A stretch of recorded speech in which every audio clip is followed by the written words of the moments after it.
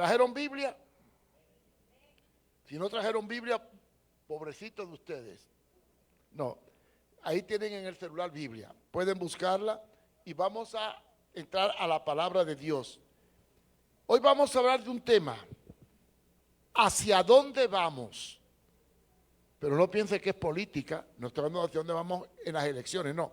¿Hacia dónde vamos a nivel mundial a la luz de la palabra de Dios?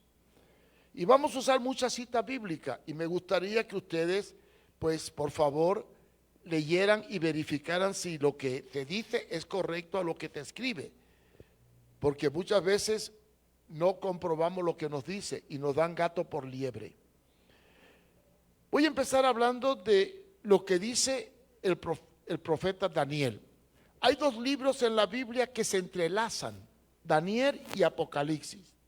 Hay una estrecha relación entre los dos, aunque también se complementa con el libro de Ezequiel, Isaías, Abdías y Malaquías, aunque también tenemos a Sofonías, del cual vamos a hablar un poquito.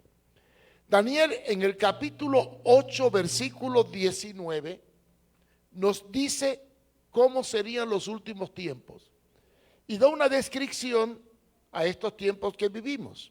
Dice, y dijo Jehová, he aquí yo te enseñaré lo que ha de venir al fin de la ira, porque eso es para el tiempo del fin. Quiere decir que Daniel tuvo el privilegio de escribir para el fin de la ira y Dios le mostró lo que iba a acontecer. Algo muy curioso y preocupante es el avance de la tecnología. Ustedes saben que yo trabajo en el proyecto Victoria con drogadictos a cocaína, a crack, pero he descubierto últimamente otra adicción que vamos a tener que hacer un proyecto para ello. Se llama la adicción a la tecnología y más que nada al celular. El mundo se está volviendo idiota por el celular. El celular está controlando la vida de muchas personas, principalmente de los jóvenes. Yo que vivo en medio de ellos, he visto cómo un celular nos puede robar bastante tiempo. Para que me entiendan mejor en cuanto al tiempo, la filosofía griega divide la vida del hombre en 3/8. 24 horas dividido por 3 da 8. 8 horas para dormir, 8 horas para trabajar o estudiar y 8 horas para lo que te dé la gana. Si una persona emplea 8 horas en trabajar o estudiar, 8 horas para dormir y le quedan 8 horas para hacer lo que quiera, ¿cuántas de esas 8 horas puede emplearla para estar enganchado a un celular? Según los especialistas, y he estado leyendo mucho sobre eso, toda persona que esté más de 2 horas diarias enganchado a un celular o 3 es un adicto. Más de 3 horas es una adicción. Salvo que sea asunto de trabajo o de teléfono.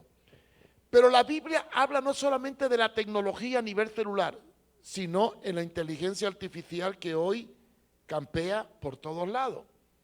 El otro día quise hacer un experimento y le quería hacer un mensaje y le dije, voy a ver qué me hace la inteligencia artificial. Y le puse a la inteligencia artificial lo que quería. Y al momentito me hizo un bosquejo tremendo. Magnífico teológicamente, pero sin espíritu. ¿Qué es sin espíritu? Porque lo que escribió no era lo que yo sentía y por lo tanto lo descarté. Este libro que me hace la portada es mi hijo Carlos. Carlos me hizo la portada. Yo estaba en Colorado y le dije, hijo, quiero publicar este libro, ayúdame a hacer la portada. Y yo me asusté.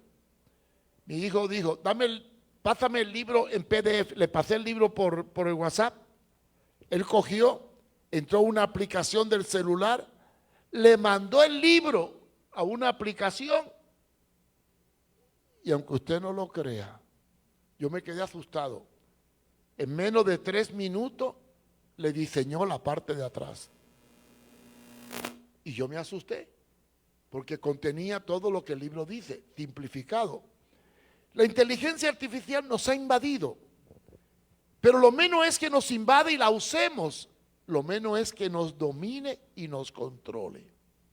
Pero ¿qué dice la Biblia sobre la tecnología respecto a los últimos tiempos? Vamos a seguir en Daniel 12, 4. ¿Sabe qué me dan ganas a mí? Estar predicando y no leer el texto para que pasen apuros los que no tienen Biblia. Aunque hoy la pueden tener en el celular, ¿sabe? Daniel 12, 4 dice, pero tú, le está hablando Dios a Daniel, pero tú, Daniel, cierra las palabras y sella el libro hasta el tiempo del fin. Hasta el tiempo del fin. Muchos correrán de aquí para allá y la ciencia se aumentará. ¿Cómo puede haber un control mundial si no hay un control mental? Una de las claves del futuro gobierno del nuevo orden mundial del anticristo es el control de las personas. Y para controlar las personas hay que controlar dos cosas, la mente y la economía. Pero ahí voy a entrar un poquito después. La mente está siendo manipulada por los medios tecnológicos. Y miren, no estoy en contra de la tecnología, yo la uso mucho. Tengo una página web que se llama contralapostasía.com y me ayuda en muchas cosas. El problema no es que nos ayude, el problema es que nos domine. El peligro está en dejarte dominar. ¿Qué le parecería a la iglesia del futuro con un pastor robot? ¿Sí? Ya se está hablando de que en el año 2028 más o menos, habrán robots que harán muchas cosas que tú puedes hacer. Incluso, ya en Japón hay cafeterías que los que atienden a la gente son robots. No negamos que la tecnología nos llegue a dominar y nos llegue a anular. El peligro no está en el avance tecnológico, el peligro está en que nos enganchemos en el avance tecnológico. Pero ¿para qué sirve la economía? ¿Para qué sirve la tecnología? Para controlar la economía. Y aquí es donde viene uno de los hechos más tremendos que estamos viviendo en estos tiempos. ¿Hacia dónde vamos en cuanto a la economía del mundo? En el año 1995 yo estaba contra las tarjetas de crédito porque creía que era el medio para controlarnos y no quería tarjeta de crédito. Pero cuando estuve en Europa con mi esposa y empezamos a viajar, ¿cuántos problemas me encontré? No podía alquilar hotel, no podía echar gasolina, no podía alquilar carro si no tenía una tarjeta de crédito. Es más, aunque le diera $10,000 para alquilar un carro, me pedían una tarjeta de crédito. Me vi obligado a sacarla y las tengo. ¿Qué significa la tecnología aplicada a la economía? El avance para podernos controlar. Yo quiero que busquen Apocalipsis capítulo 6, versículos 5 y 6. Y lo quiero analizar bien. Para que tengan una idea de Apocalipsis, no le puedo dar un curso de Apocalipsis porque tendrían que estar aquí toda la tarde. Pero Apocalipsis se divide en tres partes. Primera parte, del 1 al 3, habla sobre el periodo de la iglesia. Se menciona la iglesia y diferentes formas. En el 4 y 5 se habla de la boda del Cordero. Y del 6 en adelante no se menciona más la iglesia. Del 6 en adelante se empieza a describir los acontecimientos futuros como se anunciaría una película. Entonces, el capítulo 6 habla de 4 caballos. No voy a hablar de los 4 caballos porque no tengo tiempo de meterme con todos. Pero sí voy a tomar un caballo que me llama la atención, el caballo negro, que está en el capítulo 6, versículo 5. Búsquelo y vamos a hacer exégesis. ¿Qué es exégesis? Analizar el texto, entendiendo el sentido de las palabras y ubicándonos en la época. Está hablando del futuro. Habla de un tercer sello y una tercera un ser viviente que decía, ven y mira. O sea, le iba a enseñar algo. Y miré y he aquí un caballo negro, y el que lo montaba tenía una balanza en la mano. Vamos a aclarar esto. Juan tenía que describir una visión con un vocabulario muy limitado y en una época muy atrasada. Recuerden que en esta época no existía nada de tecnología, bueno, nuestro vocabulario no existía en aquel entonces. Y, o sea, estas palabras que usamos de digital, internet, celular, todas esas palabras tecnológicas no existían. Y Juan vio algo y tenía que describirlo con el vocabulario de su época. Y habla de que traía una balanza en la mano. Históricamente, la balanza a lo largo de toda la historia tiene dos significados: o justicia o economía.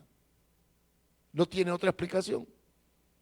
La justicia, los griegos la representaban con una balanza, y la economía también se representa con una balanza. La pregunta del versículo 5 es: ¿de qué balanza está hablando? Siempre he creído que la Biblia es su propia intérprete. Un texto explica al otro. De manera que la balanza del versículo 5 es explicada en el versículo 6. Vamos al 6. Y oí una voz en medio de los cuatro seres vivientes que decía: 2 libras de trigo por 1 denario, y 6 libras de cebada por 1 denario, pero no dañes el aceite y el vino. Noten aquí, está hablando de precio. 2 libras de trigo por 1 denario. Ahora bien, aquí viene el lío. Nosotros no consumimos el trigo porque el trigo es algo que se usa más en el oriente. Aquí, aunque se usa en la pizza y en algunas cosas. Pero si tuviéramos que adaptar este texto al estilo hondureño, diría 2 libras de frijol por 1 día de trabajo. 1 denario es el equivalente a 1 día de trabajo. ¿Qué está hablando? Subida de los precios. Y después dice 6 libras de cebada. Cambiemos la cebada por el maíz. 6 libras de maíz por 1 día de trabajo. Pero por favor, no vendas ni el aceite ni el vino, ni el café ni la manteca. Estamos adaptando el texto a la cultura nuestra. Nosotros no usamos mucho ni trigo, ni cebada, ni aceite, ni vino. Lo que más usamos es manteca, café, frijol y maíz, que es la dieta. ¿Qué está hablando este texto? La balanza, medida. Los precios, inflación. Crisis económica. ¿Por qué viene la crisis económica? Bueno, yo recientemente me quedé asustado hace unos meses cuando viajé a Miami, a mi chequeo médico, y fui a comprar 12 huevos.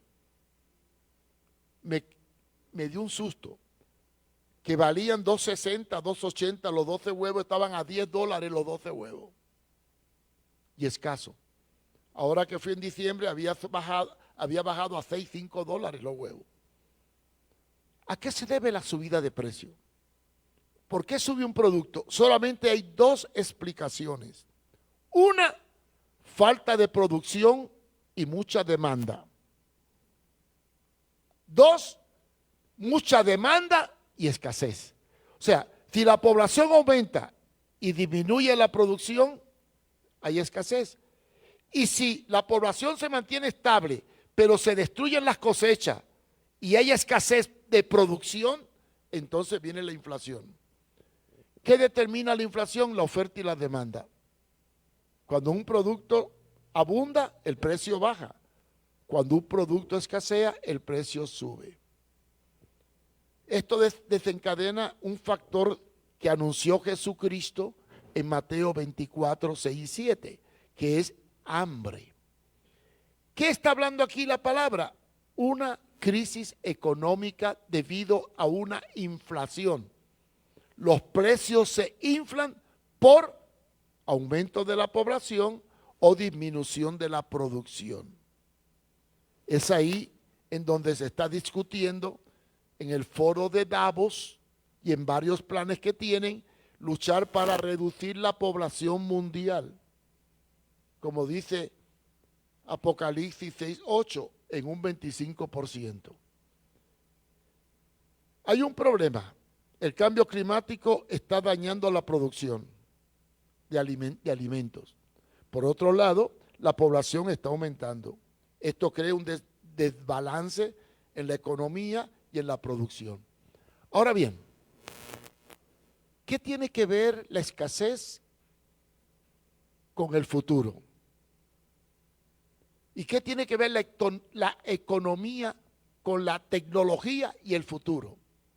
Vamos a ver ahora. La tecnología establece los mecanismos de control, manipulación. La economía es la base del sustento de una nación. Apocalipsis capítulo 13 combina la crisis económica con la crisis tecnológica. En el capítulo 13, versículo 16, bueno, el capítulo 13 habla de la bestia. En un libro que tengo que se llama Cristianismo en Causa y Decadencia, analizo que la bestia y el falso profeta ya están aquí. Siempre pensamos que la bestia, ¿qué es? La bestia es un sistema de control económico a nivel mundial. Un sistema de control de las personas. Eso es la bestia. Y el falso profeta, un sistema que destruye todos los valores del cristianismo, destruye la fe y establece un esquema nuevo de valores. Eso lo estamos viendo. Ahora vamos a leer Apocalipsis del 13. Dice que nadie puede comprar ni vender. Y después en el 16 dice, y hacía que todos, pequeños y grandes, ricos y pobres, libres y esclavos, se le pusiese una marca en la mano derecha o en la frente, y ninguno pudiese comprar ni vender, sino el que tuviese la marca o el nombre de la bestia. Voy a hacer un paréntesis para poder explicar eso de poner una marca en la frente o en la mano. Recordemos que Juan tenía que escribir algo que no existía, tecnología, algo que no existía, control.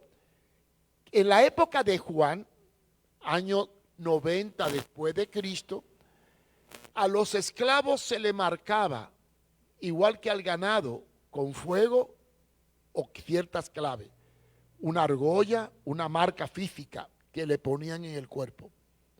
Era el único medio de establecer un control, una marca que determinaba si eras esclavo o libre.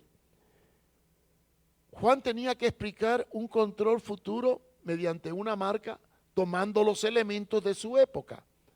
Y aunque parece que es un tatuaje, que no lo creo, después, en el versículo que sigue, describe más o menos la forma de esa marca o qué envuelve la marca.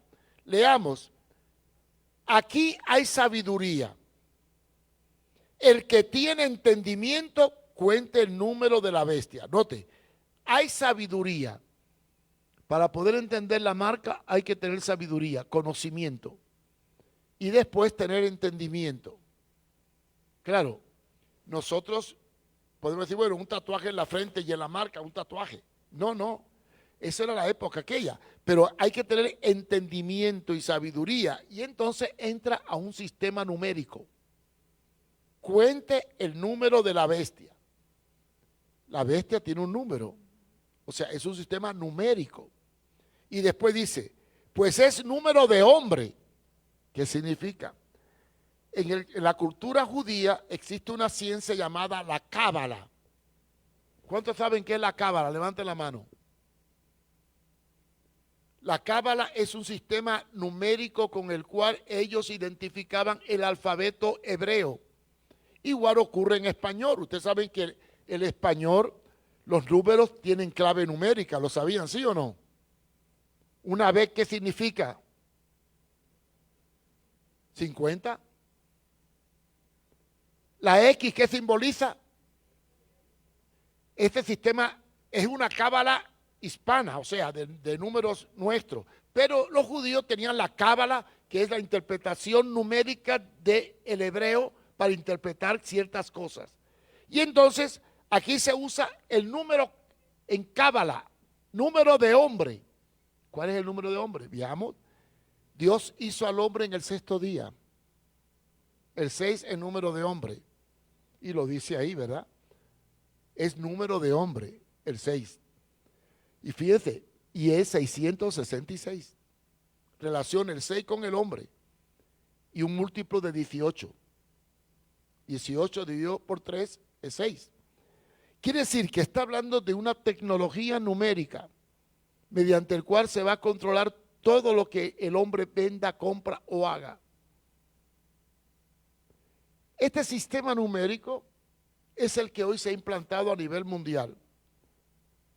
Todo el que tiene una tarjeta de crédito, aunque no lo crea, es controlado. Miren, a mí me ocurrió una experiencia cuando viajé con mi esposa a Noruega en 1996. Iba yo por las montañas de Noruega, nos cogió la noche yendo para Bergen y decidimos quedarnos en un hotel. Pero era las 7 de la noche y el hotel estaba cerrado. Pero había una computadora afuera donde yo podía hacer mi reservación y obtener el cuarto. Solo tenía que meter la tarjeta de crédito dentro. La pantalla me decía clave numérica para entrar al hotel y después me daba un papelito con el número de cuarto. Llegamos a la puerta, tic, tic, tic, tic, te abrió la puerta, entramos, buscamos el número de cuarto, marcamos el número, tic, tic, tic, tic, y entramos a dormir. Y pasamos la noche. Al otro día salí del hotel, ya había alguien en la recepción, ya estaba alguien. Y el de la recepción le dijo, ¿qué cuarto tiene? Ta, ta, ta. Se fue a la computadora y escribió para extenderme la factura. En lo que se fue adentro a buscar el papel, yo miré la computadora. 2 calzoncillos, 3 camisetas, todo lo que había comprado en Miami estaba registrado ahí. Sabía hasta la talla de mis calzoncillos. Increíble, ¿verdad? El sistema digital de control numérico de las personas es la base sobre la cual se está estableciendo el control económico a nivel mundial. De manera que tú puedes tener una tarjeta de crédito o una tarjeta e ir a cualquier parte del mundo y operar. ¿Saben? Les voy a decir algo. El dinero va a desaparecer. Ya desapareció en algunos lugares. Les voy a contar una experiencia en diciembre. En diciembre fui a Noruega a estar con mi esposa y tenía unas coronas en el bolsillo. Y fui a un supermercado a comprar con la corona y no me la aceptaban. Tiene que ser virtual. Una tarjeta o un QR en el teléfono. Todo era con QR o con tarjeta, todo. De manera que aunque tú tuvieras dinero en el bolsillo, pasabas trabajo para encontrar un negocio que te lo recibiera. Casi el dinero, aunque lo tenga, no te sirve. En otras partes de Europa ya está desapareciendo el dinero. Ahora se llama dinero virtual. Y no dude que eso llegue aquí. Tarde o temprano llegará. Entonces, ¿qué enseña la Biblia sobre el futuro del mundo? Un control absoluto de la economía mundial para frenar un derrumbe que está inminentemente al doblar de la esquina. Ahora bien, la otra pregunta, ¿hacia dónde va la humanidad? Ustedes han estado al tanto de lo que ha ocurrido últimamente. La guerra de Irán contra Israel, Israel contra Irán, y la intervención de los Estados Unidos en Irán, y el mundo ha estado al borde de lo que llaman una tercera guerra mundial. En los últimos 100 años, bueno, vamos 120 años, el mundo ha experimentado 2 guerras mundiales y miles de brotes de guerra en todas partes. Ahora mismo tenemos 2 focos de tensión mundial, que es Ucrania con Rusia, Israel con Hamas, Israel con Irán, Irán con Estados Unidos y el Medio Oriente, que es un polvorín. ¿Qué dice la Biblia de este panorama de guerra y de temor de guerra? Mateo 24:6. Y no lo voy a leer, vaya, lo voy a castigar. Ahí más caro no canta un gallo. Habla de la situación que vivimos hoy. Guerra, rumores de guerra, y nos llama a no turbarnos, porque todo esto tiene que acontecer. Y aún no es el fin. Ahora, hablando de guerra, ¿cuál es la mayor amenaza que tenemos en estos momentos? El uso de armas nucleares. El arma nuclear es una amenaza que tiene al mundo en vilo. Irán, si hace una arma nuclear, bueno, hay que conocer un poco la historia de los árabes y de los musulmanes. Se dividen en chiitas y sunitas. Los chiitas son radicales, es Irán, y ellos pueden usar cualquier arma contra cualquiera porque ellos catalogan a todo el que no musulmán como un impío o un hereje o una persona condenada. ¿Podrá usarse un arma nuclear antes del preámbulo del advenimiento del anticristo? ¿Habla la Biblia de arma nuclear? Bueno, yo lo voy a invitar que busquen Sofonía. Sofonía. Suena muy raro, ¿verdad? Hasta los últimos libros. Son los profetas menores. Sofonía. Van a pararse en el capítulo 1. Y vamos a ver qué nos dice Sofonía en el capítulo 1. ¿Lo tienen? Digan amén si lo tienen. Dice 1:17. Y atribularé a los hombres y andarán como ciegos, porque pecaron contra Jehová. Y la sangre de ellos será derramada como estiércol.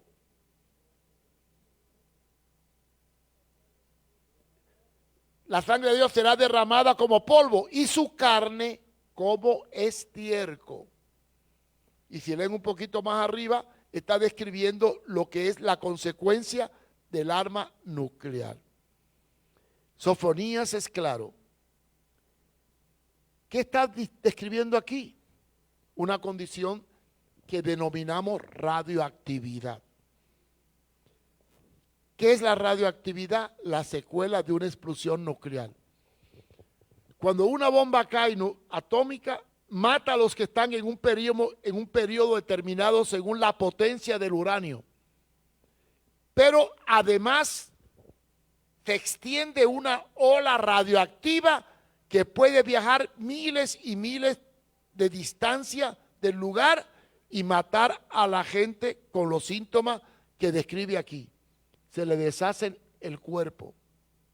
La muerte por radioactividad. Dice que en estos tiempos, describe muy bien en el 17, día de trompeta, 16, aquel ira, y atribuiré a los hombres y andarán como ciegos. Y la carne de ellos será como polvo y como estiércol. Se derramará como polvo y estiércol. Descomposición. Da una descripción del posible uso de arma nuclear. Y para mí, mi teoría, no es doctrina. Tienen que ocurrir algo grande para que el mundo se unifique y forme la aspiración del nuevo orden mundial. ¿Qué tres cosas pueden ocurrir que una al mundo? Uno, una gran catástrofe ecológica, ya sea porque un gran maremoto, un gran terremoto o un meteorito que caiga, que Apocalipsis lo registra en el capítulo 6 y 7. Dos, una quiebra económica mundial. O tres, un acto terrorista con una bomba nuclear en alguna parte del mundo que genere una unificación. ¿Por qué nació las Naciones Unidas? Como consecuencia de la Segunda Guerra Mundial. ¿Qué puede unir a los países tan divididos? Una crisis mundial. Puede ser ecológica, puede ser de guerra o puede ser económica. Algo va a surgir que va a unir al mundo. Por lo tanto, no me extraña todo lo que está pasando. Ahora bien, Tercera área que la Biblia enfoca sobre los últimos tiempos, el área moral. ¿Saben ustedes que en estos momentos hay un ataque frontal contra el cristianismo y contra Cristo a nivel mundial? Miren, si un futbolista se atreve a entrar a un campo de fútbol con una camiseta que tenga un mensaje cristiano, lo sancionan y se lo prohíben. En las escuelas de los Estados Unidos está prohibido ir a clase con un símbolo religioso cristiano. A eso sí, puede llevar una estrella de 5 puntas o un símbolo satánico, ahí no hay problema. En la televisión, en los programas de televisión en Estados Unidos y Europa, si vas a una entrevista y llevas una camiseta cristiana, te la prohíben. No quieren que salga por ningún medio, ninguna propaganda que hable de Jesús o de la Biblia. Esa es la realidad. Y por otro lado, están aprobando leyes que van contra la moral tradicional de los pueblos. España está celebrando esta semana el orgullo gay. No sé si han visto la noticia. Creo que Yugoslavia o qué país es de Europa, de la comunidad que no aceptó el día del orgullo gay. ¿Y qué fue? Hungría. Y los países europeos que apoyan se fueron allá e hicieron una manifestación. Quiere decir que es obligatorio celebrar el orgullo gay. Es obligatoria la educación sexual de la ideología de género en las escuelas. Es obligatorio casar a homosexuales. Es obligatorio prohibir a Jesús en todos los círculos sociales. ¿Qué nos dice esto? Vamos a segunda de Timoteo, capítulo 3, versículo del 1 al 3. Podía leerlo todo, pero no hay tiempo. No hay tiempo. Dice, también debes saber esto, que en los postreros días, postreros es último. No confunda postrero con potrero. Postrero, último.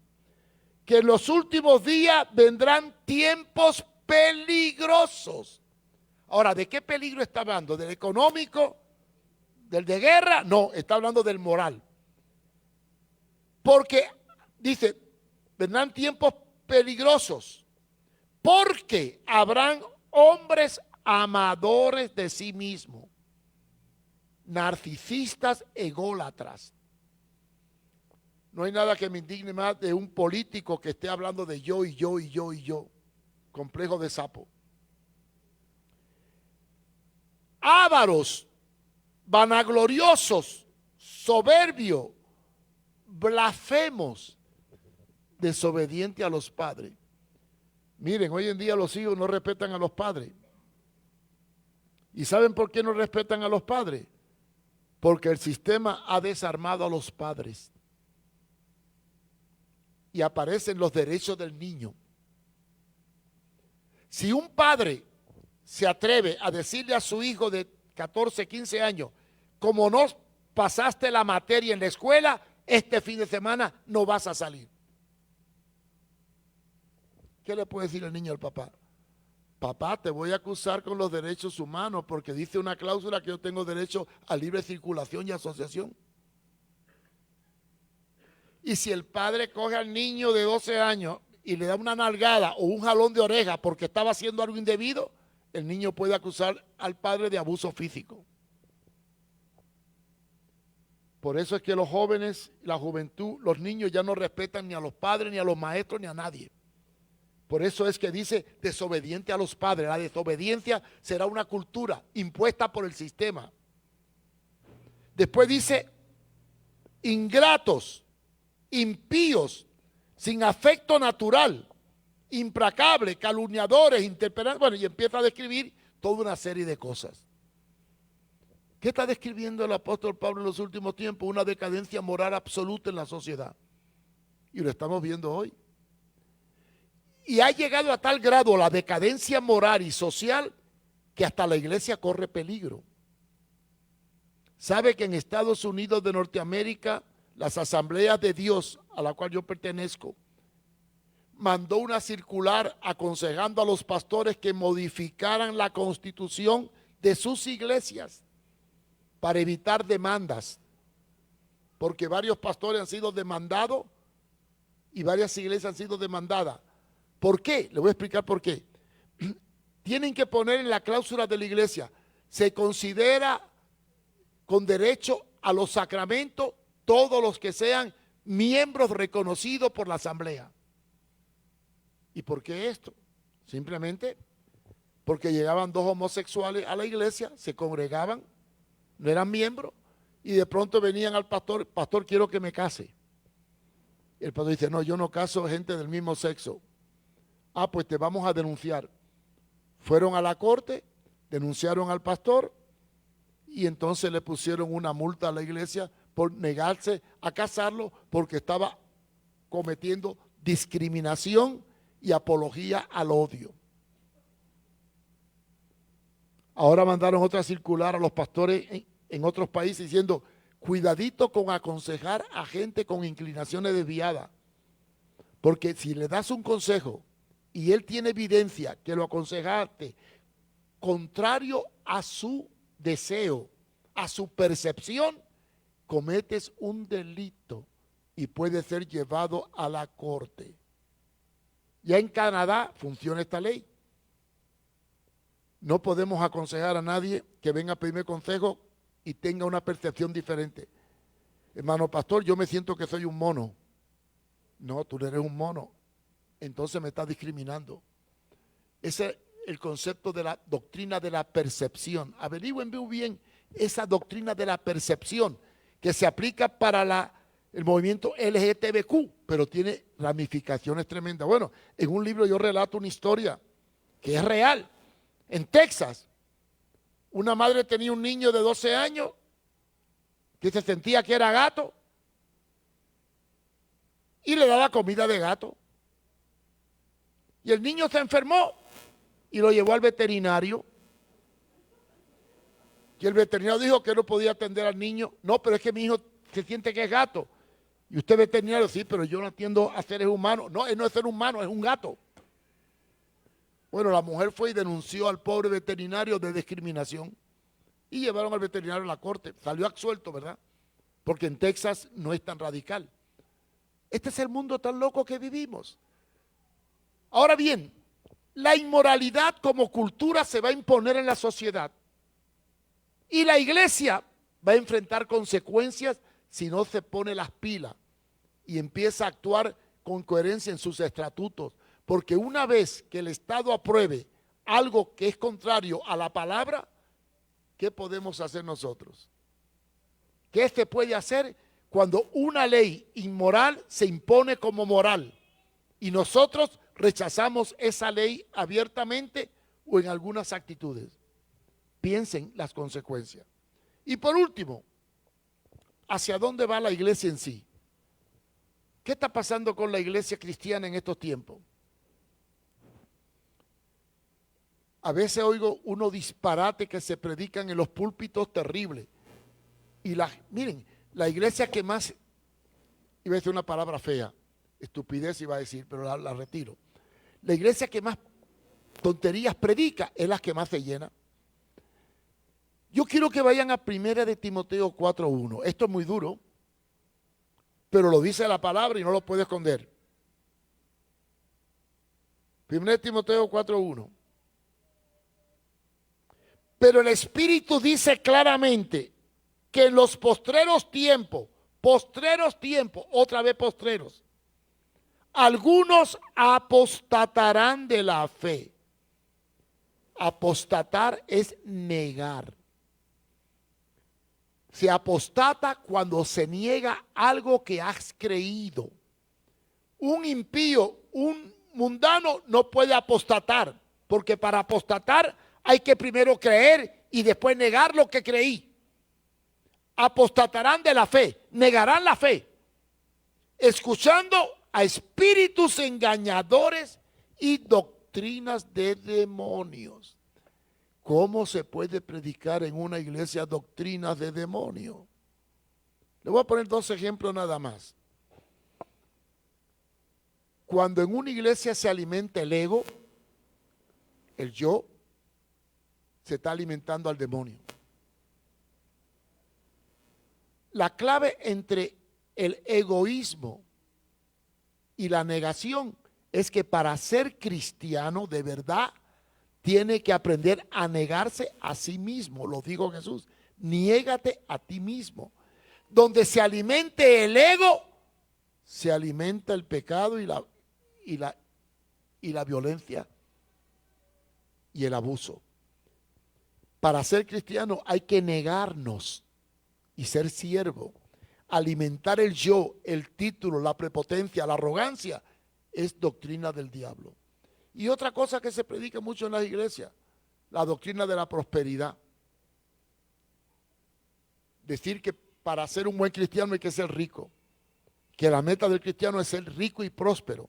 Y usa un texto por ahí que está en Primera de Juan o en Segunda de Juan, pero se olvidan de lo que Jesús enseñó. ¿Qué enseñó Jesús? No os afanéis por el día de mañana. Cada día tiene su propio afán. Bienaventurados los pobres. Es más fácil pasar un cabello por el ojo de una aguja que un rico entre en el reino de los cielos. Cristo combatió la riqueza. Además, tienen el descaro de decir que Jesucristo fue rico y millonario. Y la gente lo cree. ¿Qué rico y millonario puede ser un hombre que nació en un pesebre prestado? Entró en un pollino prestado. Cenó en una casa prestada y lo enterraron en una tumba prestada. Jesús vivió de prestado. Usar la palabra para despertar la ambición se llama predicar satanismo.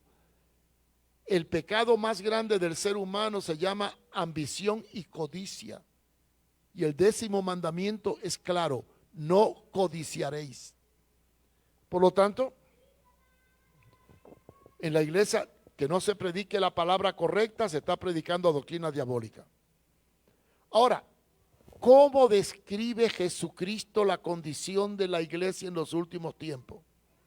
¿Cómo describe Jesucristo la condición de la iglesia en los últimos tiempos? Mateo 24, 22. Y ahí sí vamos a hacer escatología, vamos a hacer una analogía y un análisis crítico. Y si aquellos días, hablando de los últimos tiempos, todo Mateo 24 es un capítulo profético, que es como un tráiler, no sigue un orden. Y si aquellos días no fueran acortados, la palabra acortar es reducir, disminuir. ¿Están de acuerdo conmigo que acortar es eso? Acortar es disminuir, reducir, menguar, achicar. Y si aquellos días no fueran reducidos, acortados, achicados, nadie sería salvo. Mas por causa de los escogidos, aquellos días serán acortados. En otra palabra, y en un hondureño catracho popular, si no me apuro, me quedo sin iglesia. Eso es lo que dice. Y lo último que voy a decir, ¿en qué me baso para decir que el tiempo de la iglesia en la tierra va a ser difícil en los últimos tiempos? En una pregunta que Jesús hizo, cuya respuesta ya la leímos en Mateo 24, 22. Y la pregunta se encuentra en Lucas 18, 8. Y con esto termino. Lucas 18, 8.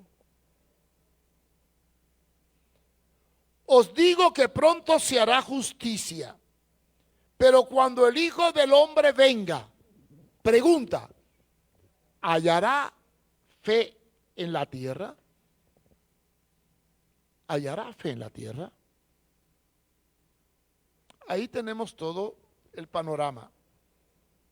Un mundo en guerra, una crisis económica, una decadencia moral galopante y una iglesia que no está preparada para enfrentar lo que viene porque se le está predicando mentira y no se le está abriendo los ojos para enfrentar la realidad que viene. Hace muchos años, en el año 2002, por ahí, yo prediqué un mensaje de que venía una crisis iba a haber escasez. Y un hermano me dijo, hermano Mario, usted es un pájaro de mar agüero. Siempre predica cosas feas. En vez de predicar optimismo. Hermano, bueno, pasaron unos meses y vino una crisis mundial en el Medio Oriente y escaseó el petróleo en Honduras. No sé cuántos se acuerdan que solo te vendían 3 o 4 galones. ¿Se acuerdan? Y que el frijol se puso por las nubes, que tuvieron que traer el frijol negro de Guatemala. Y yo me puse contento porque como cubano me gusta el frijol negro. Y entonces nada más que había frijol negro porque escaseaba el rojo. Y después me dijo, hermano Mario, lo felicito. ¿Y por qué? Perdone que le haya dicho que usted es un pájaro de mar agüero, pero usted es un buen profeta. No, yo no soy profeta. Yo simplemente veo la noticia y la noticia me dice lo que viene. Si yo veo que en el Medio Oriente hay una crisis, indudablemente que con el tiempo va a repercutir aquí. El petróleo va a subir. Si se cierra el canal del Mus, la guerra en el Medio Oriente, aquí vamos a sentir las consecuencias económicas.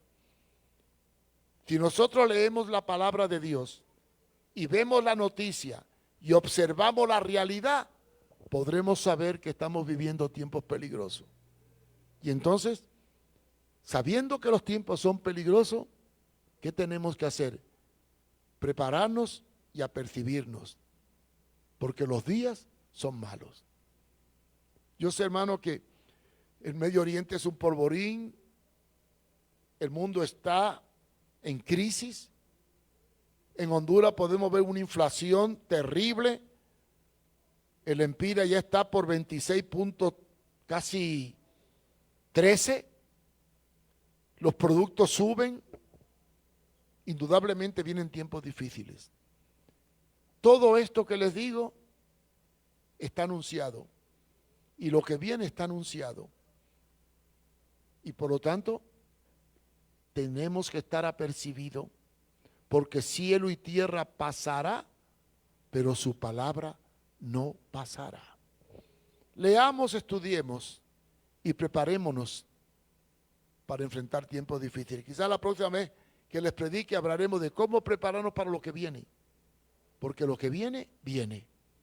Y la iglesia tiene que estar preparada para subsistir y predicar a tiempo y fuera de tiempo.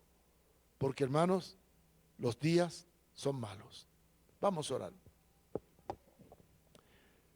Amante Dios y Padre eterno, te damos gracias en estos momentos por tu palabra. Vivimos en una tensión mundial por la crisis que hay en el Medio Oriente y por la crisis económica que abate casi todo el mundo. También por la crisis política que vive el país y por la violencia que se está desencadenando. Ayúdanos a entender el tiempo y la sazón de los tiempos. Y como pueblo de Dios, estar preparado sabiendo que tu venida está cerca y que algo terrible está por ocurrir. Que no nos coja desprevenido. Que estemos como las vírgenes sabias preparando las lámparas con el aceite para tu venida. Y estemos atentos a las señales de los tiempos para que estemos preparados para el encuentro con Jesucristo. Gracias, Padre, por tu palabra y bendícenos. En el nombre de Jesús te lo pedimos. Amén, amén. Dios les bendiga, Dios les guarde.